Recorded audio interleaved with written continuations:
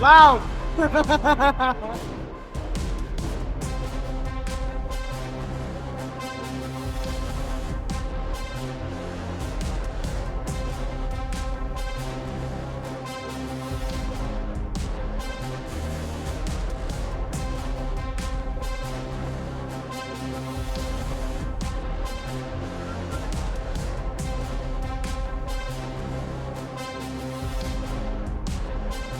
Handle aircraft movement about the flight deck and making sure it gets to the catapult so it's launched off safely but expeditiously.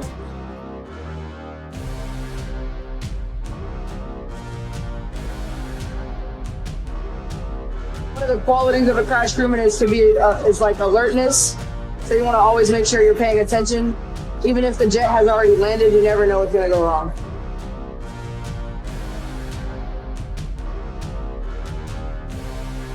Watch out for the intakes inside of some of these jets because that'll suck you in too. So you have to be really aware and you have to study. You have to know what you're doing. Otherwise, you definitely get hurt.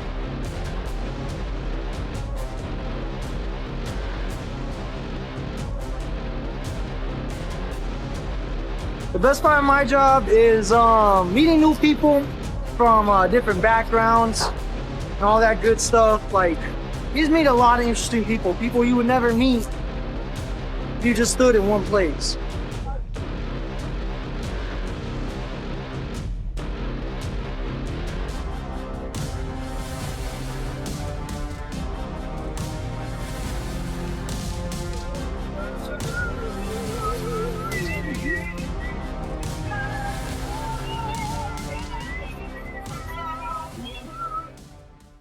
An HT is a hull technician. Fixing random stuff throughout the ship that nobody ever knows how happens.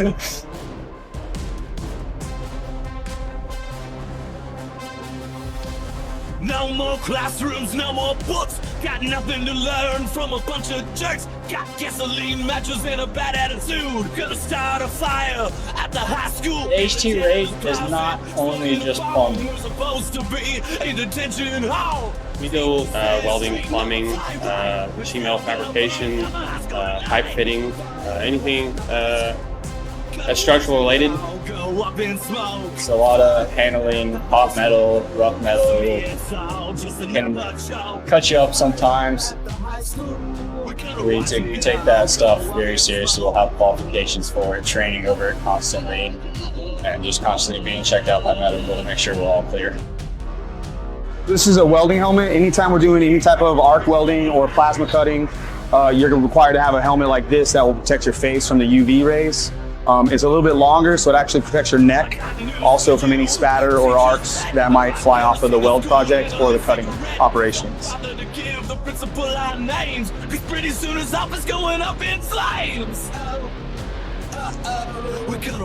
Some nights are very long. Just goes to show we had a fireman repair at forward. That took a little over 24 hours to do. And we were very tired at the end. We slept for almost a full day. It sometimes can be very, very long and hectic. At the end of it, it's a good story to talk about at the end of the day.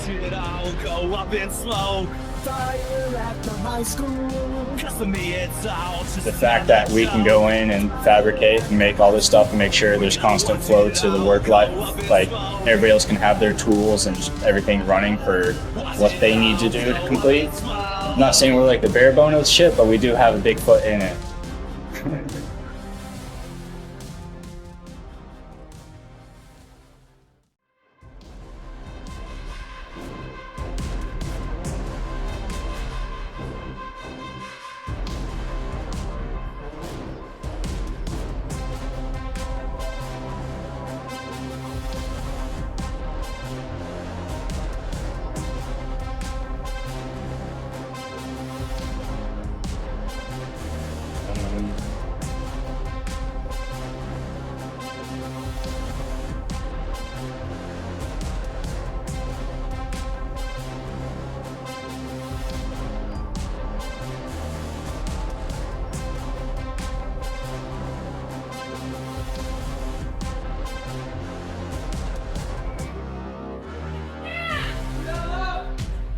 When I'm on that station as a deck rigger, rigging up that station, it's just like a spark in my eye. This is excitement, this is so intense. I love this job, I love what I'm doing. After seeing everything that they do, when it comes to evolutions, manning the rib, manning the anchors, ridge watching, it was just an automatic choice for me to choose BM. It's not right. 5 degrees coming for drill now once. Without my rate, we wouldn't be able to pull along pier side. We wouldn't be able to receive mail from our family members. My rate is also a 24/7 man watch, 24 hours a day, 7 days a week, meaning we get to where we need to get to on time.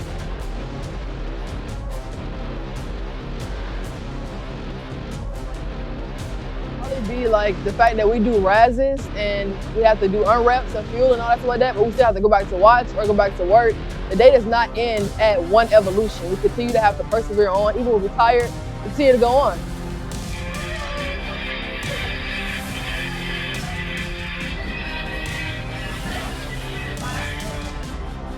And we don't just paint, we do a whole bunch of other stuff other than paint. Like a lot of people don't know, most of mates actually drive this ship and stand watch. I like the feeling of driving the ship. I like knowing that I'm driving a multi-billion-dollar ship.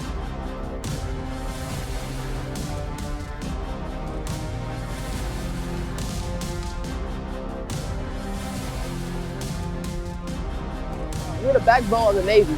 Hand overboard, we're out there in the ribs, ready to drop it, save anybody. Y'all can like walk, get to your muscle. No, we gotta run. We run.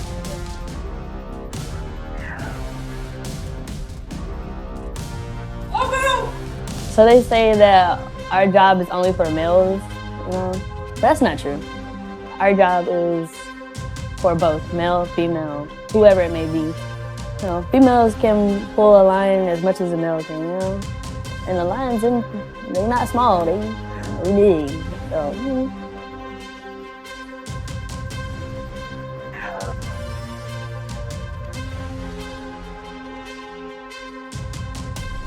I really can't say that there's a worst part of my job, but maybe a long week of evolutions and the pre and post checks of unrep.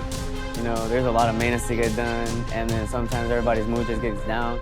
But at the end of the day, I know together as a deck team, we'll come together as one and achieve our mission.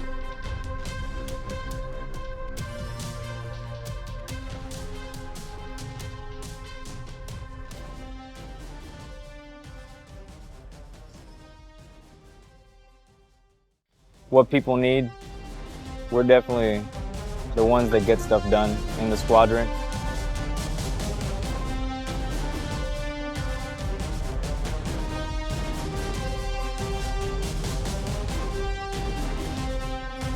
If you need something done, you call an airframer, 90% of it.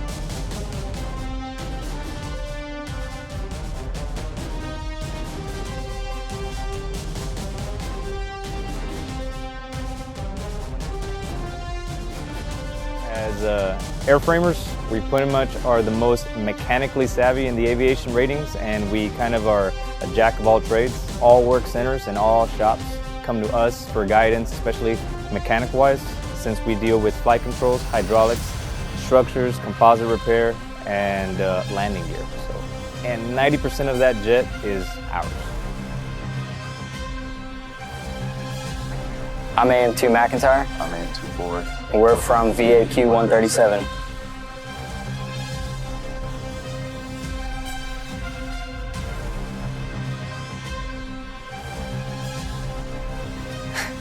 I'd say the worst part is kind of long hours and kind of overly spread out. We could have people up on the deck troubleshooting. We could also have people servicing throughout the night. A lot of people really just see us paint the jet, but it's a lot more that goes into it than just painting, just like a lot of measurements and basically a lot of math that goes into measuring. You got 3-to-1 ratios, even just putting on simple stencils as like a PC name or the Modex or like anything that goes on a jet, it has to be a certain way. It's very difficult to ascertain sometimes. Some people, you know, can't handle that high stress environment, but I would say it also depends on the team that you have. I know we have a great team especially in airframes downstairs with VFA 25. The best, if you ask me, in the fleet, but that's just me.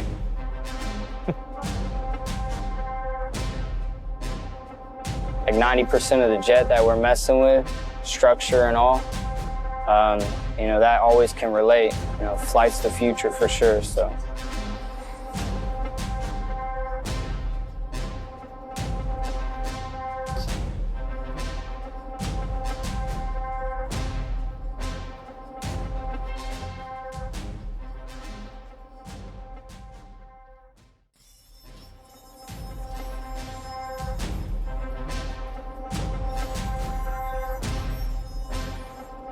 Hi, I am Captain Kyle Juskevich.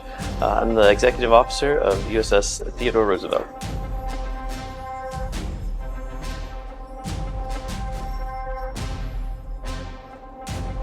It is the best job on the ship.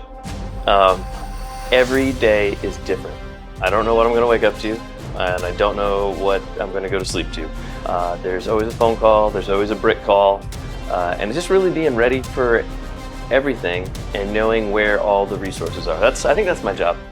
And running around, meeting people, and making sure everybody's at least as happy as they can be. How you doing? Good. Yeah, what's new? Family's okay after the hurricane. Oh, Carolina?